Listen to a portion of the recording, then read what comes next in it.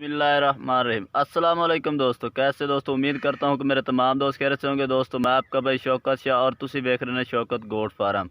तो दोस्तों आज एक ऐसी चीज़ दिखाने जा रहे हैं जो आपने कभी पहले नहीं देखी होगी।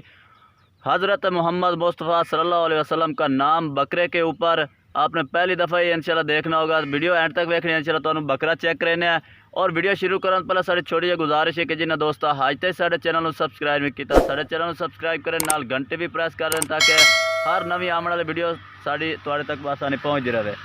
तो दोस्तों चलो तो बकरा चेक करने है। ले दोस्तों बकरा तुहाडे सामने आ गया है माशाअल्लाह जी। ये सामने पेट ऊपर जिथे हाथ भाई फेर रहा है दायरा भी लगा देने हैं। ये चेक करो माशाअल्लाह, ये चेक करो मुहम्मद मुस्तफ़ा सल्लल्लाहु अलैहि वसल्लम का नाम बकरे दे उत्ते पहली दफ़ा तुसी भी वेख्या उस इतिहासी भी पहला दफ़ा ही वेख्या है। तो इस तरह के घट ही जानवर मिलते हैं। अगर किसी भाई शौक करना हो, जिस भाई ने मैंने यानी कि वीडियो सेंड की थी उन्हें कहा कि यार मेरे अगर अच्छे पैसे इस चीज़ के लभ जाते हैं तो फिर ये अगे सेल कर देना। तो लोग हालांकि घट सेल करते हैं इस तरह की चीज़ वो, लेकिन बंदा माड़ा है उन्हें आख्या यार मैंने कोई अच्छे पैसे मिल जाने के बदले।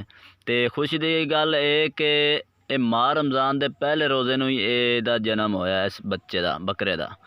तो ये जिस जगह तो यानी कि जिस इस साइड बहता ही नहीं, जिस साइड मुहम्मद मुस्तफ़ा सल्लल्लाहु अलैहि वसल्लम का नाम है ना उस साइड ये बकरा बहता ही नहीं।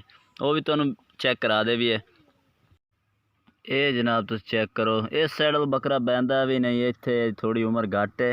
ये चेक करो इसे बकरी का बच्चा है। तो बाकी जनाब माशाल्लाह सुबहान अल्लाह, जितनी तारीफ़ की जाए उतनी भी थोड़ी है। अगर वीडियो अच्छी लगे तो इनू लाइक और शेयर पूरी दुनिया के फैलावना। आप भी देखो और दुनिया को भी दिखाओ कि यार साढ़े क्या बात है, मुहम्मद मुस्तफ़ा सल्लल्लाहु अलैहि वसल्लम का नाम साढ़े जानवरों च ही आ रहा है। तो लोग अजकल नाम नूं ही भुल्ले बैठे ने।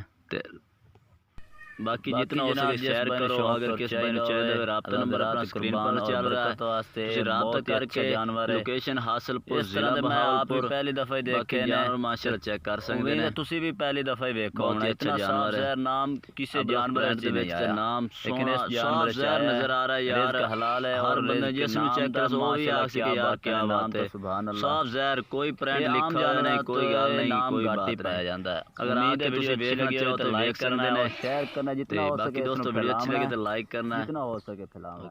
ओके अल्लाह।